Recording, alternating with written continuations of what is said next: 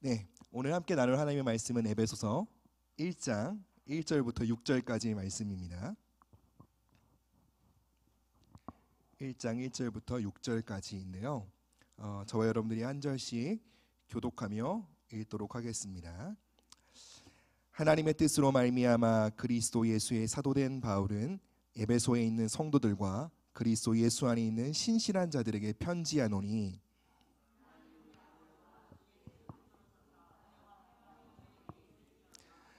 찬송하리로다. 하나님 곧 우리 주 예수 그리스도의 아버지께서 그리스도 안에서 하늘에 속한 모든 신령한 복을 우리에게 주시되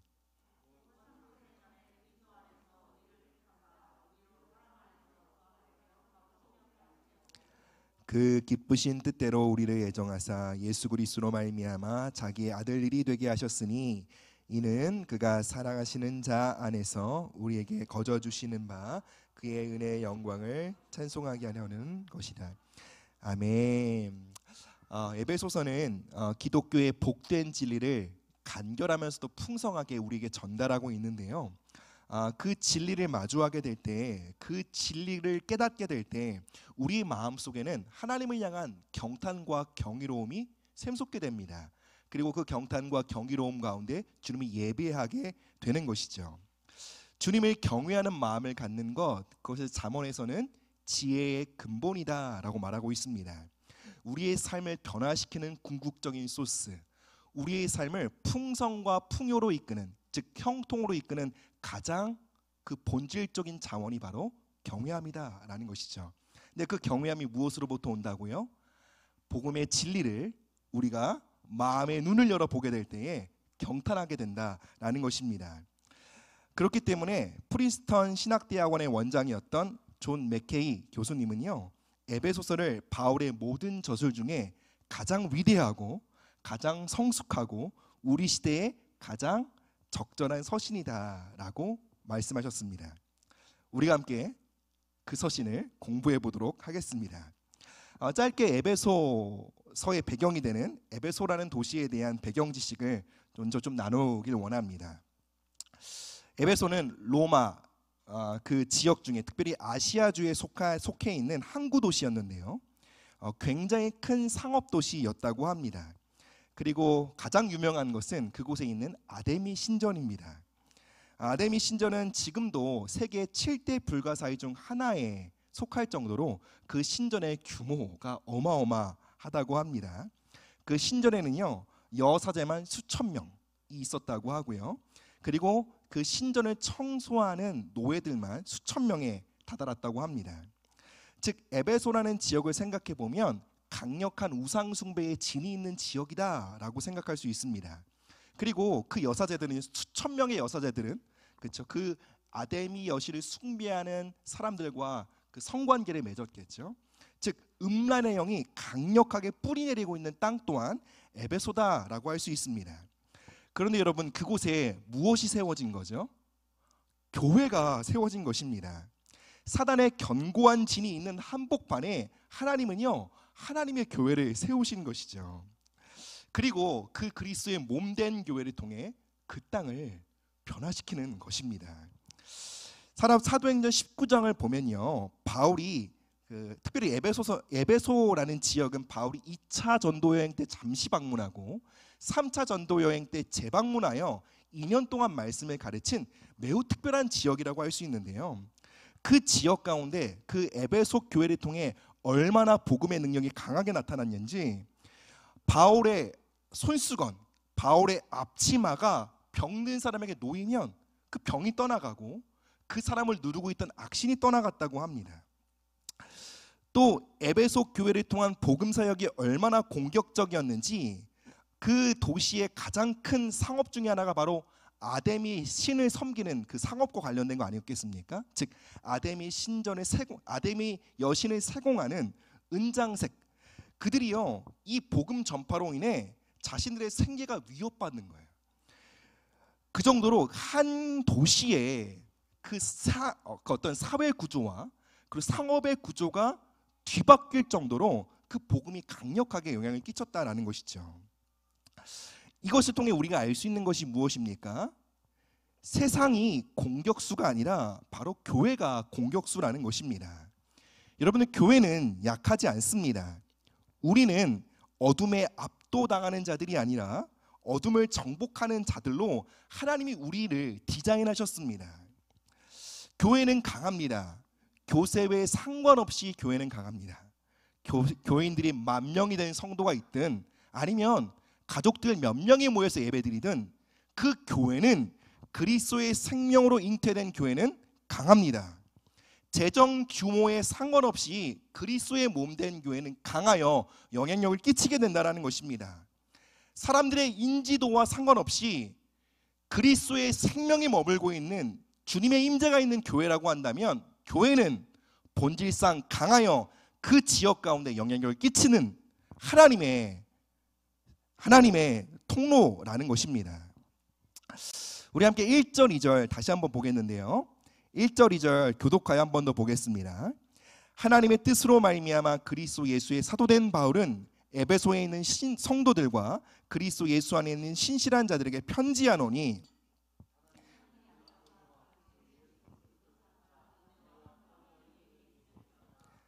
아멘. 이 처음 1, 2절을 보면 이 세 가지 사항을 우리가 알 수 있습니다.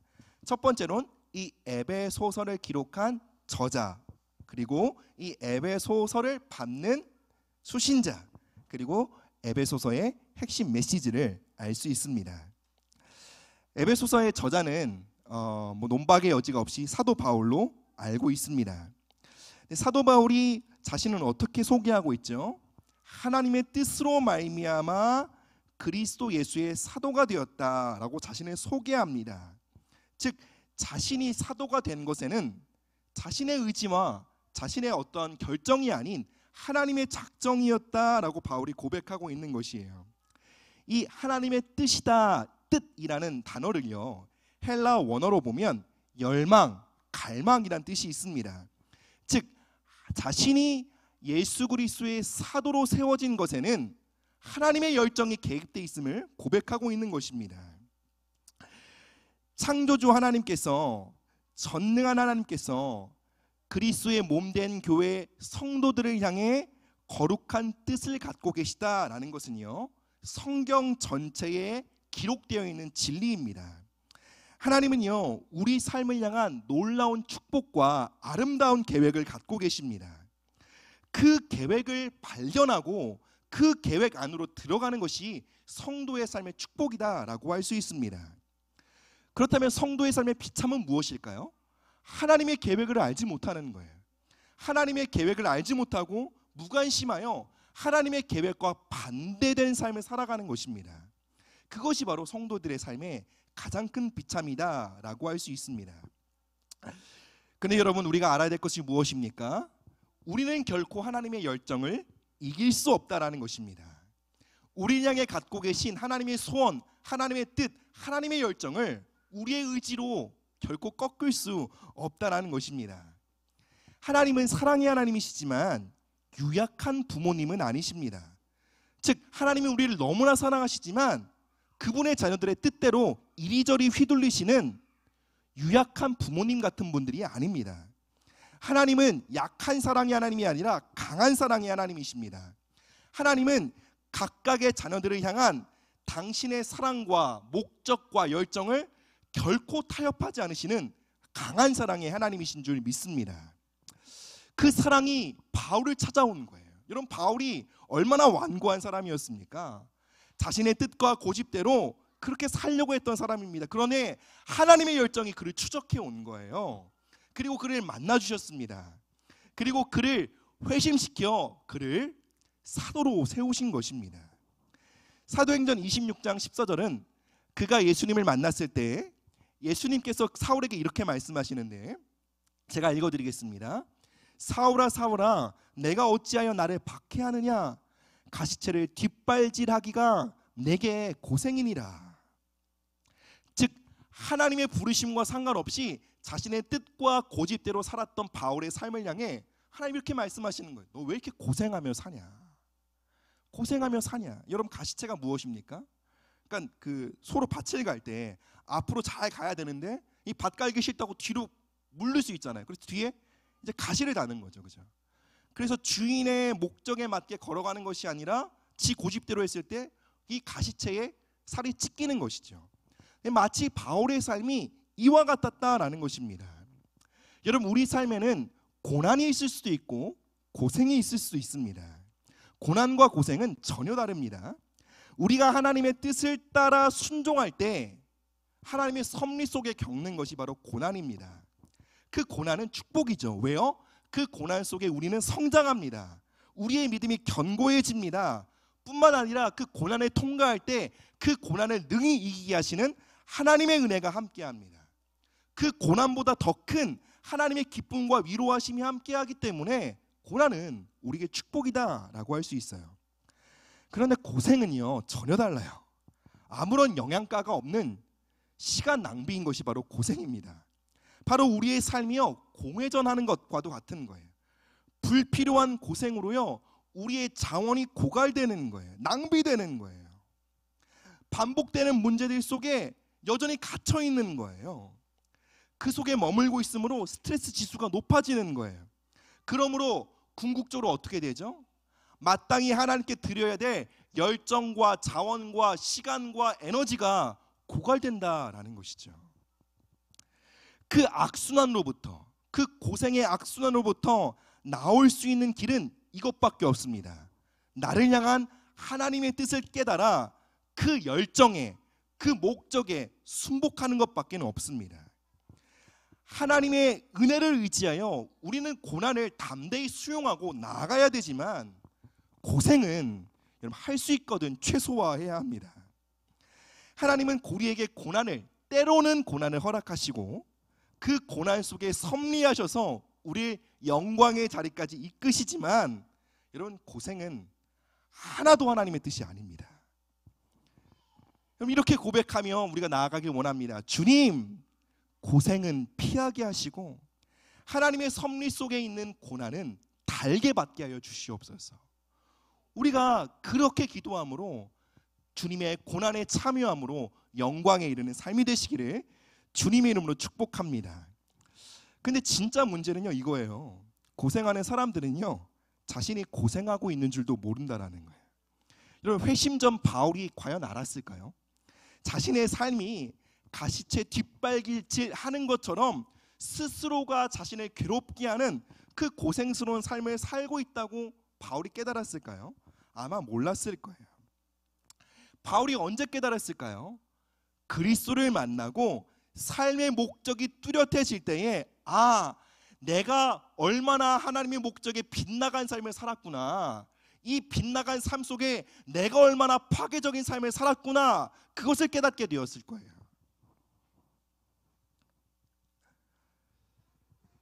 즉, 우리가 우리 삶을 향한 하나님의 뜻과 목적과 열정과 부르심을 알지 못하고 무관심하게 살아가면 여러분, 고생 가운데 지금 살고 계신 거예요. 쓸데없는 고생 가운데 살고 계신 거예요. 그 고생의 끝은 뭘까요? 마땅히 하나님께 드려야 될 헌신과 수고와 열정을 다 빼앗기는 것이죠. 따라서 우리는 바울의 기도와 간구에 주목해야 합니다. 오늘 함께 읽은 본문은 아닌데요, 에베소서 1장 18절 19절에는 이렇게 바울이 기도합니다. 너의 마음의 눈을 밝히사 부르심의 소망이 무엇이며 성도 안에서 그 기업의 영광의 풍성함이 무엇이며 그의 힘의 위력으로 역사하심을 따라 믿는 우리에게 베푸신 능력의 지극히 크심이 어떠한 것을 너희로 알게 하시기를 구하노라. 마음의 눈을 밝히사 알게 하시기를 구하노라. 주여, 우리의 마음의 눈을 밝혀 하나님의 뜻을 알게 하옵소서. 사랑하는 여러분, 우리는 하나님의 열정의 대상입니다. 갈망의 대상입니다. 하나님은요, 우리를 통해 그분의 아름답고 거룩한 뜻을 펼치기를 원하십니다. 인생의 행복이 무엇입니까? 바로 하나님의 뜻을 발견하고 그 뜻대로 살아가는 것입니다. 2023년 여러분 행복한 한 해가 되길 원하시죠? 그렇다면 우리는 하나님의 뜻을 구해야 합니다. 하나님, 올 한 해를 향한 하나님의 뜻과 계획을 제게 보여주십시오. 그리고 그 뜻대로 나를 이끄시는 하나님의 열정과 내가 함께 걷게 하여 주십시오. 하나님, 나의 한 해가 하나님의 열정과 하나님의 뜻에 사로잡힌 한 해가 되게 하여 주시옵소서. 이 기도가 응답되어질 때 여러분 2023년도 여러분의 새해는 가장 행복한, 가장 풍성한, 가장 기쁨이 넘치는 한 해가 될 줄 믿습니다. 네, 아직 1절이 다 안 넘어갔어요. 1절 다시 한번 보실까요? 자, 편지의 저자는 바울이라고 말씀드렸죠. 그럼 편지의 수신자는 뭐라고 말하고 있죠? 에베소에 있는 성도들과 그리스도 예수 안에 있는 신실한 자들에게 편지한다라고 되어 있습니다. 즉 성도 그리고 신실한 자들이라고 수신자를 표현하고 있는데요. 여러분 에베소 교회의 수신자들을 바울은 이렇게 부르죠. 성도입니다. 영어로는 saint, 성인이란 뜻이죠. 저는 개인적으로 그리스도인을 지칭하는 단어 중에 가장 아름다운 단어가 바로 저는 성도라고 믿습니다. 가장 성도들, 가장 그리스도인을 존중하여 표현할 수 있는 단어가 저는 성도가 아닐까 생각합니다. 그래서 저 개인적으로는 목사님보다 성도님이라고 부르는 것이 훨씬 더 좋습니다. 근데 교회는 별로 그렇지 않죠. 집사님, 장로님, 권사님 하면 높여 부르는 것 같고 성도님 하면 뭔가 낮춰 부르는 것 같은 그런 뉘앙스를 받게 되는 것 같은데 근데 전혀 잘못된 판단입니다. 성도는 그리스도인의 정체성을 향한 굉장히 아름다운 고백이라고 할 수 있어요. 그리스도인이다라고 한다 그러면 우리 모두는 성도입니다. 바로 거룩한 자들입니다. 바로 죄와 세상을 거슬러 살아가는 자, 이것이 바로 우리의 정체성이라는 것입니다. 바울은요 에베소 교회에 있는 특정 엘리트 신자들을 향해서 성도, 성자, 세인트라고 말하지 않았어요. 에베소 교회에 있는 모든 성도들을 향해, 신도들을 향해 너희들은 거룩한 자들이다 라고 말하고 있는 것입니다. 교회 안에서만 성도일까요? 아니죠. 우리는 교회 밖에서도 거룩한 자입니다. 바울은 우상 숭배의 땅, 음란의 땅 가운데 세워진 그리스도의 몸된 교회인 에베소 교회의 교인들을 향해 이렇게 선포하는 것입니다. 사랑하는 에베소 교회 성도들이여, 당신들은 거룩한 자들입니다. 당신들은 음란과 우상 숭배의 땅 한복판에 심겨져 있지만 당신은 이 땅에 거룩한 생명력을 흘려보낼 하나님의 통로들입니다. 여러분 그래서요 우리가 서로를 향해 성도, 성도님이라고 부를 때에 우리는 그 고백 속에 서로를 향한 이 땅의 그리스도의 몸된 교회를 향한 하나님의 부르심을 확인시켜주는 선포인 것입니다. 여러분 그래서요 저는요 이 성도라는 고백, 이 성도라는 호칭, 이 존귀한 호칭이요 교회 안에 반드시 회복돼야 된다라고 생각합니다. 그리고 이 성도라는 이 직분을 받았음에 책임감을 느끼고 또 경외감을 갖고 이 직분, 이 호칭을 사용해야 한다라고 저는 생각합니다. 우리 성도님이라고 부를 기회가 참 없을 텐데요. 우리 한번 이 시간 한번 옆에 분들이랑 이렇게 불러보실까요? 성도님.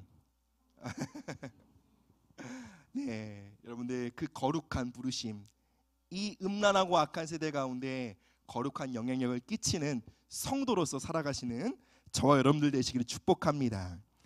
두 번째로는 신실한 자들이다라고 바울이 고백하는데요. 이것은 두 가지 의미가 있죠. 바로 예수 그리스도를 향한 믿음을 가진 자라는 뜻이 첫 번째고요. 두 번째로는 믿을 만한 자, 신뢰할 만한 자라는 뜻이 있습니다. 이 두 가지를 가능하게 하는 것은 바로 그리스도 안에라는 것인데요. 즉 우리가 믿음을 갖게 되는 것은 예수님과의 만남을 통해서죠. 예수님과의 만남을 통해 우리는 믿음을 가진 성도가 되고요. 그리고 예수님과 살아있는 그 지속적인 교제를 통해 믿음이 굳건해질 뿐만 아니라 우리는 신뢰할 수 있는 사람으로 성장하게 됩니다. 여러분 우리는 누구를 신뢰할 수 있을까요? 여러분 신뢰하는 사람들 캐릭터가 어떤가요? 저는 이렇게 설명할 수 있을 것 같아요. 실력과 인격이 겸비된 사람. 여러분 이런 사람들을 신뢰할 수 있지 않겠어요? 그럼 실력은 좋은데 인격은 별로예요. 막 변덕스러워요. 그럼 신뢰하기가 어렵겠죠. 그렇죠? 근데 인격은 너무 좋아. 근데 실력은 별로예요. 그럼 뭘 맡기기 어렵겠죠. 근데 살다 보면 이 두 가지 토끼를 잡는 게 불가능하다고 느껴질 때가 참 많아요. 인격과 실력, 이 두 가지를 어떻게 사람이 다 이 두 마리 토끼를 잡을 수 있겠느냐. 사람으로선 불가능하나 그리스도 안에선 가능하다라는 거예요. 우리가 그리스도 안에 있으면 어떻게 된다고요? 실력 있는 자로, 또 인격과 성품이 준비된 자로, 그러므로 인해 사람들에게 신뢰받을 수 있는 자, 존중받을 수 있는 자로 준비되어진다라는 것입니다. 그리스도 안에서 우리는 성도입니다. 뿐만 아니라 신뢰받을 만한 자들입니다. 예수님의 은혜는요, 우리가 살아가는 이 땅 가운데 거룩한 영향을 끼칠 수 있는 성도로 우리를 붙드시며 실력과 인격을 겸비하여 우리의 관계 동심원에 만나는 사람들에게 무엇을 주는요? 신뢰를 주는, 신뢰를 주는 사람만큼 정말 강력한 복음의 통로가 없는 것 같아요. 그런 사람으로 하나님의 은혜가 저와 여러분들을 오늘 이 밤에도 세워가시는 줄 믿습니다. 2절 함께 보겠습니다. 2절 한 번 더 보겠습니다. 여러분 한 단어 한 단어를 마음에 새기듯이 이 말씀을 읽어보길 원합니다. 같이 읽습니다. 시작. 하나님 우리 아버지와 주 예수 그리스도로부터 은혜와 아멘. 이 짧은 구절은요, 에베소서 전체의 주제를 담고 있어요. 뿐만 아니라 성경의 전반적인 주제를 담고 있다라고 말해도 과언이 아닙니다. 바로 은혜와 평강입니다. 여러분 은혜가 무엇이죠? 자격 없는 자에게 베푸시는 하나님의 선물, 하나님의 호의입니다. 그것을 받기에는 전적으로 무력합니다. 무가치합니다. 그럼에도 불구하고 받게 되는 것, 그것이 바로 은혜입니다. 그리스도인의 모든 시작은 하나님의 은혜로부터 말미암습니다. 우리가 예수님을 믿게 된 건요, 우리가 이 자리에 있는 것, 우리가 기도할 수 있고 예배할 수 있는 것, 우리가 순종하며 그리스도의 몸된 교회를 섬기는 것, 모두 하나님의 은혜로만 가능한 것입니다. 여러분 성도는요, 하나님의 은혜라는 기름이 주입되지 않고서는 달릴 수 없는 자동차입니다. 은혜라는 에너지가 주입되어야만 우리는 비로소 달릴 수 있는 것입니다. 그 은혜, 우리를 달릴 수 있게 만들고 우리를 삶의 목적지까지 나아갈 수 있게 만드는 그 에너지가 무엇으로부터 온다고 되어 있습니까? 2절 보면 하나님 우리 아버지와 주 예수 그리스도로부터 온다라는 거예요. 하나님 아버지와 예수 그리스도로부터 그 에너지가 주입되어 우리의 삶의 목적과 부르심을 향해 나아갈 수 있게 한다라는 것입니다. 특별히 여러분들 한 가지 주목하고 싶은 단어는 여기 예수 그리스도로부터라고 하는 헬라어 전치사 아포입니다. 아포. 일반적으로 뭐뭐로부터라는 뜻인데요. 근데 이 단어가 갖고 있는 뜻은 역전시키는 이란 단어가 있어요. 이 말이 무엇입니까? 예수님으로부터 말미암는, 즉 예수님의 은혜가, 그러니까 예수님이 주시는 은혜가 있는 곳엔 무엇이 일어난다고요? 삶의 역전이 일어난다는 거예요. 하나님 아버지가 우리 삶에 부으시는 그 은혜가 있는 곳에는 역전이 일어난다라는 것입니다. 즉 우리는 어려움을 만날 때마다, 삶의 고난을 만날 때마다, 문제를 만날 때마다 그래서 하나님의 은혜를 소망해야 합니다. 우리는 그 문제 속에 주저앉고 좌절하고 우울에 빠지는 자가 아니라 도리어 이 상황과 이 문제를 반전시키시는 그 하나님의 은혜를 소망해야 하는 것입니다. 여러분 은혜는 그저 기분 좋아 이걸로 끝나는 게 아닙니다. 여러분 지금 삶에 마주하고 있는 문제들이 있습니까? 여러분 그 속에 하나님의 은혜, 하나님 아버지께로부터 말미암는, 그리스도께로부터 말미암는 은혜가 임하면 여러분 반드시 무엇이 임한다고요? 역전이 나타난 줄 믿습니다. 그렇다면 이 은혜가 우리를 어느 곳으로 이끌길 원하실까요? 그것은 바로 평강입니다. 평강이 무엇이죠? 화해와 연합을 뜻합니다. 화해한다라는 것은요, 다투고 싸워 관계가 깨어졌다라는 것을 전제로 하고 있죠. 우린 누구와 화해해야 합니까? 하나님과 화해해야 합니다. 아니, 우리가 언제 하나님과 다투었습니까? 내가 예수님 믿고 그래도 착하게 예배도 드리고 순종하고 있는데 내가 언제 하나님과 다투고 있겠습니까? 라고 반문하실 줄 모르겠어요. 근데 여러분들, 사실 우리의 삶의 본질을 영적으로 깊이 해부해 보면, 여러분, 우리는요, 예수 그리스도를 믿고 성도가 된 이후에도 솔직히 거의 매일 하나님과 다투고 있습니다. 어떻게 하나님과 다툽니까? 나를 높이고 내 뜻대로 내 고집대로 살아감으로 우리는 하나님과 다툽니다. 고아처럼 살아감으로 하나님 아버지와 다툽니다. 내가 주인 되어 내 고집되어 살아감으로 우리 주 예수 그리스도와 화목하지 못하는 것이죠. 염려, 근심, 내 삶은 내가 책임져야 한다는 부담감, 여러분, 이것이 무엇입니까? 고아적 삶의 패턴입니다. 이렇게 고아적 삶의 패턴에 살아가고 있으면 당연히 하나님 아버지와의 관계가 화목될 수 없는 것이죠. 오늘 본문에 예수님 앞에 어떤 단어가 있죠? 주라는 단어가 보이십니까? 여러분, 주 예수 그리스도와 화목하기 위해서는 여러분, 우리가 같은 주인 자격으로 만나면 안 됩니다. 그건 싸우자는 겁니다. 우리가 우리의 주님, 큐리오스, 우리의 왕이신 주님과 화목하려면 종의 자리로 내려와 그분 앞에 순복해야 합니다. 근데 우리는 오늘 하루에도 얼마나 염려, 근심, 내 삶을 내가 책임져야 한다는 그 부담감으로 고아 같은 삶을 살아갑니까? 그 삶 속에서 얼마나 하나님과 다투고 있습니까? 또 얼마나 내 고집과 내 뜻, 내 생각과 내 주관대로 살아가고 결정함으로 우리의 만왕의 왕이신 주님과 다투며 살아가고 있냐라는 것입니다. 우린 생각보다 자주 하나님과 다투고 있습니다. 그래서 화목해야 한다라는 것입니다. 하나님의 은혜가 우리에게 임할 때 그 은혜는 우리를 평강의 자리로 이끕니다. 평강의 자리로 이끈다는 것은 우리가 비로소 내가 하나님의 아들과 딸인 것이 믿어지는 거예요. 오늘 하루 살면서 염려와 근심 없이 살아가는 것이 가능해지는 거예요. 예수님의 뜻에 순복하는 것이요, 기쁨이고 행복임을 깨닫게 되는 것. 여러분, 그 자리가 바로 평강인 것입니다. 그리고 더 나아가 이러한 하나님과의 화평은 사람들과의 화평으로 이어지게 되는데요, 고린도후서 5장을 보면 하나님 그리스도 안에서 우리를 새 피조물로 만드셨다라고 바울이 기록하면서 그 새 피조물에게 하나님은 화목하게 하는 직분을 주셨다라고 되어 있습니다. 이 화목하게 하는 직분을 주셨다는 것은요, 그냥 사이좋게 잘 지내다 그런 낮은 의미가 아닙니다. 물론 할 수 있거든. 사람들과 화평하고 화목해야죠.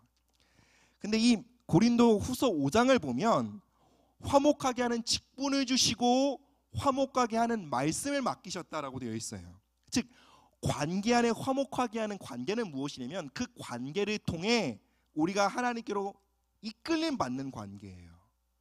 즉, 내가 화목하는 관계로 부름받았다는 것은요, 김 집사, 이 집사님과 잘 지내는 그런 관계로만 끝나는 것이 아니라 내가 화목하는 삶을 살게 되면 그 관계를 통해 그 집사님이 어떻게 해요? 하나님께로 더 이끌린다라는 거예요. 교회 밖에 있는 사람들이 하나님께 매력을 느끼고 교회 안으로 끌려온다라는 거예요. 그게 화목하는 사람, 화목하게 하는 직분을 받은 사람, 화목하게 하는 말씀을 받은 자로서 삶을 살아간다라는 것입니다. 여러분, 하나님의 은혜가 우리를 어디로 이끄신다고요? 바로 이 놀라운 자리로 이끄신다는 거예요. 바로 평강의 자리. 하나님과 화목하여 우리가 만나는 모든 사람들을 하나님과 화목하게 만드는 자리로 이끄는 그 직분으로 하나님의 은혜가 오늘도 저와 여러분들을 이끄시는 줄 믿습니다. 이어서 3절 보실 텐데요, 3절부터 23절은 전체가 한 문단, 한 주제로 이루어져 있는데요, 성삼위 하나님께서 그리스도의 몸된 교회 가운데 베푸신 복들과 그리고 행하실 일들, 또 행하실 일들에 대해 말하는데 3절부터 14절까지는 그 일에 기초하여 하나님을 향한 찬양의 고백이고요. 또 15절부터 23절은요, 그 그리스도께서 우리에게 주신 복에 기초하여 바울이 기도하고 중보하고 있는 내용입니다. 오늘은 본문의 6절까지 읽었고요. 오늘 시간 관계상 아마 3절까지밖에 못 나갈 것 같은데, 사실은 이 3절부터 14절까지 헬라어는 한 문장으로 되어 있어요. 즉 이 12구절이요, 그 끊어진 문장이 아니라 한 문장이에요. 즉 바울 안에 그리스도로 말미암아 우리에게 주어진 그 복음의 정수, 그리고 그 생명, 하늘의 신령한 복을 마주하자 이런 바울 안에 찬송과 감격이요 터져 나오기 시작하는 거예요. 3절부터 14절까지 바울이요 문장을 끊지도 않고 한 번에 고백을 써내려 갑니다. 오늘 시간 관계상 3절만 함께 볼 텐데요, 우리 3절만 한 번 더 읽겠습니다. 여러분, 이 말씀이 여러분의 눈과 또 마음과 또 여러분의 신비에 새겨질 수 있도록 함께 보겠습니다. 함께 읽습니다. 시작. 찬송하리로다. 하나님 곧 우리 주 예수 그리스도의 아버지께서 그리스도 안에서 하늘에 속한 모든 신령한 복을 우리에게 주시되. 아멘. 이 구절 여러분 아마 잘 알고 계실 텐데요, 다시 한번 저는 여러분들에게 이 구절을 기도하는 마음으로 신중하게 살펴보시기를 부탁드립니다. 좋은 말씀이네, 은혜가 되네 라고 접지 마시라는 거예요. 이렇게 넘어가지 마시라는 거예요. 반드시 이 말씀 안에 있는 그 보화를 캐내어야 한다라는 것이죠. 바울은 어떠한 하나님을 찬양하고 있습니까? 바로 복 주시는 하나님을 찬양합니다. 바울은요, 우리의 삶에 베푸신 하나님의 복을 발견하고요, 그 복으로 말미암아 하나님을 찬양하는 자리, 하나님 앞에 경탄과 감사와 감격으로 찬양하는 자리로 나아가고 있는 것을 보게 됩니다. 찬송은 단순히 예배 순서 중에 하나가 아니죠. 우리에게 베푸신 하나님의 복을 깨달아 바울의 심령과 같이 경탄하며 감격하는 자리에 서는 것, 그것이 바로 찬양의 자리입니다. 그래서 우리의 찬양이요 감격과 감동과 경탄으로 가득하기 위해서는요 지식이 있어야 해요. 말씀에 대한 지식이 있어야 해요. 지식이 없는 찬양은요 감정에 따라 오르락 내리락 하곤 합니다. 삶의 환경에 따라 이리저리 휘청이곤 합니다. 그러나 성경 안에 있는 진리를 바라보고요, 즉 주님께서 내게 행하신 일들과 우리에게 주신 약속들을 굳게 붙들고 살아갈 때 여러분, 우리는요 어떠한 어려움 속에서도 감격을 잃지 않고 찬양할 수 있는 성도의 삶을 살 수 있는 것입니다. 여러분, 우리의 삶에 찬양이 없는 것은 단순히 흥이 없어서가 아닙니다. 좋은 일이 없어서가 아닙니다. 여러분, 우리의 삶에 찬양이 부족한 건 깨달음이 부족하기 때문에 그래요. 감사가 부족한 것은요 하나님에 대한 지식이 없기 때문에 그렇습니다. 성령께서 우리의 마음의 눈을 밝혀주셔서 우리에게 베푸신 하나님의 은혜와 사랑, 우리를 향한 하나님의 거룩한 목적과 뜻과 부르심을 발견하게 될 때 여러분, 우리는요 하나님을 찬양하는 자리로 달려나가게 될 것입니다. 히브리서 12장 16절을 제가 읽어드릴 텐데요, 잘 귀로 들어보세요. 음행하는 자 혹 한 그릇 음식을 위하여 장자의 명분을 판 에서와 같이 망령된 자가 없도록 살피라. 야곱의 형 에서는요 하나님이 주시는 복의 차원에 대해 믿지 않았어요. 진지하지 않았어요. 그래서 보이지 않는 차원에 있는 하나님의 복보다 눈앞에 자신의 허기를 만족시켜줄 팥죽 한 그릇을 더 귀하게 여겨 그것을 선택한 거예요.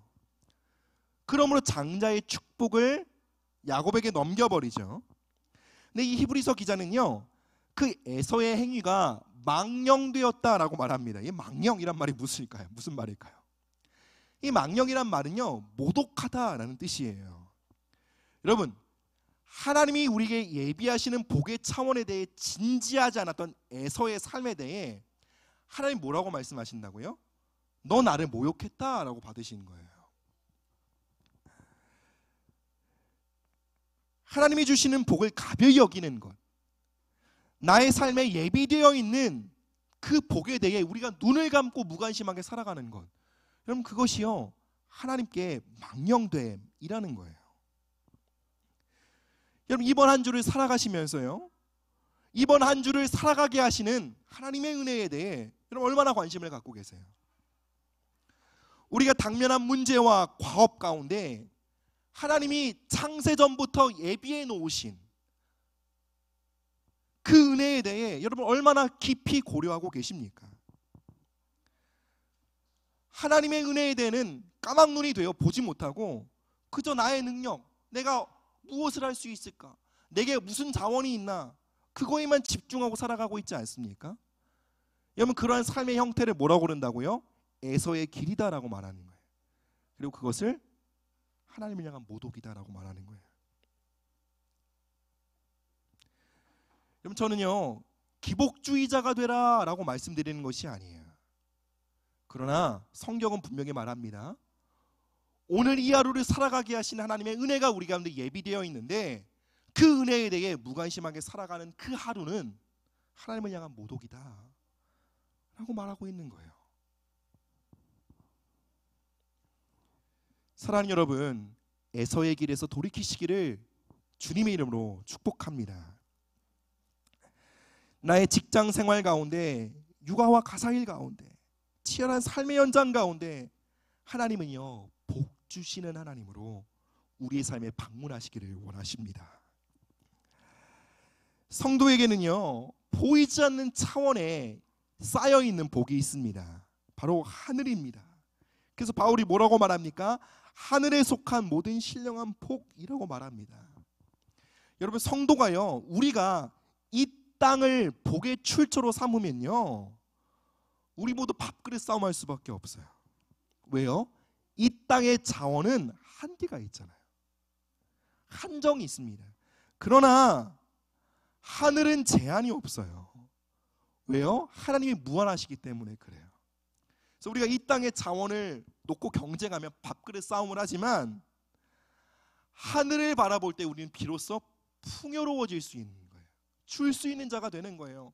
막 움켜쥐고 막 싸우지 않는 자가 되는 거예요.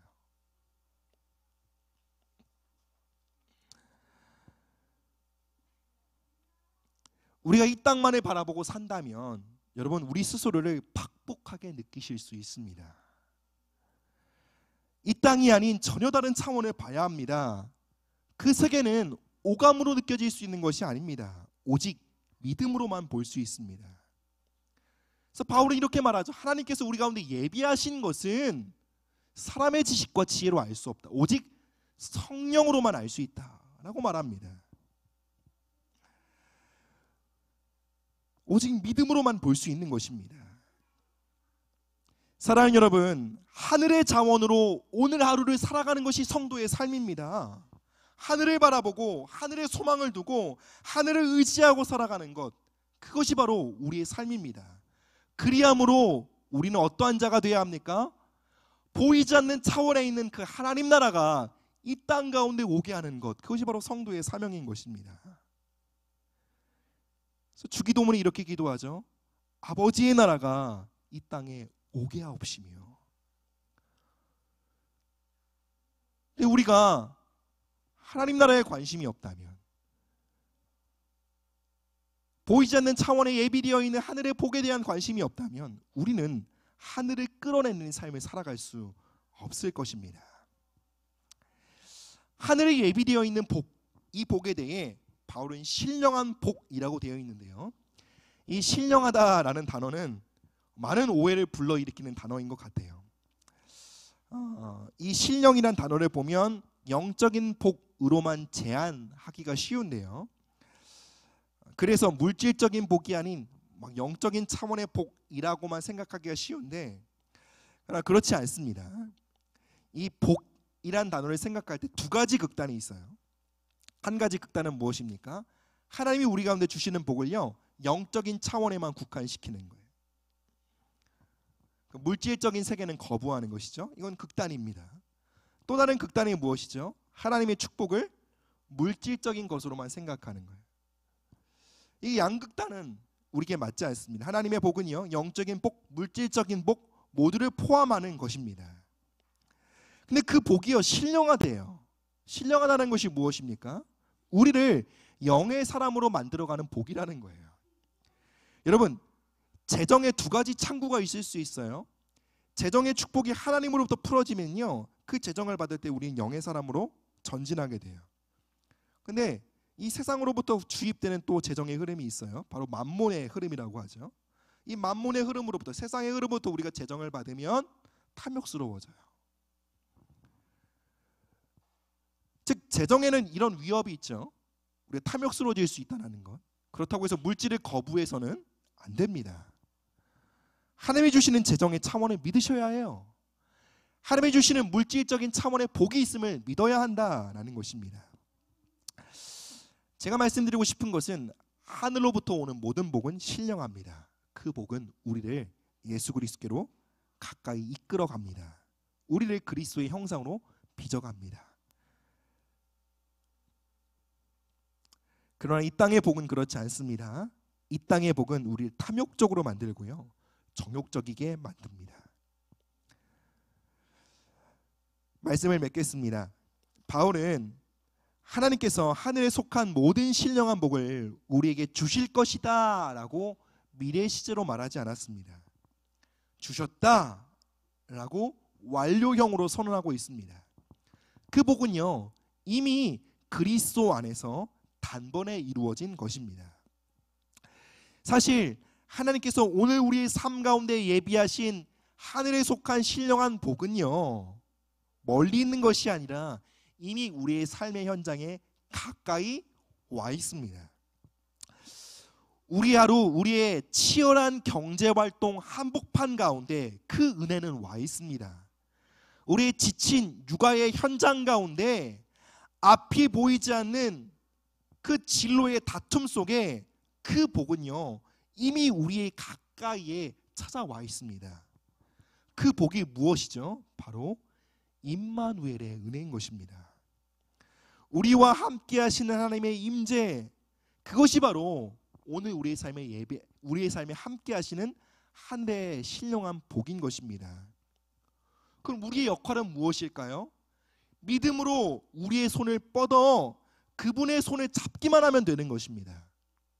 믿음으로, 목마름으로 지금 나의 치열한 삶의 현장에 이미 와 계셔 우리를 돕길 원하시는 그분을 믿음으로 바라보고 간절함과 목마름으로 그분의 옷자락을 붙잡기 시작할 때 비로소 우리에게 허락되어진 그 복은 보이지 않는 세계에 머물러 있는 것이 아니라 보이는 세계, 만져지고 느껴지고 보여질 수 있는 그 물질 세계에 흘러나오게 된다라는 것입니다. 사랑하는 여러분, 믿음으로 그 복을 바라보십시오. 그리고 간절함으로 그 복을 붙잡으십시오. 그리고 그 복이 여러분의 삶을 통해 흘러나오게 하시기를 주님의 이름으로 축복합니다. 그 복이 오늘도 우리의 삶을 향해 이렇게 간절히 외치고 있습니다. 오라 하시는도다. 듣는 자도 오라 할 것이요, 목마른 자도 올 것이요, 또 원하는 자는 값없이 생명수를 받으라 하시더라. 함께 찬양하시겠습니다.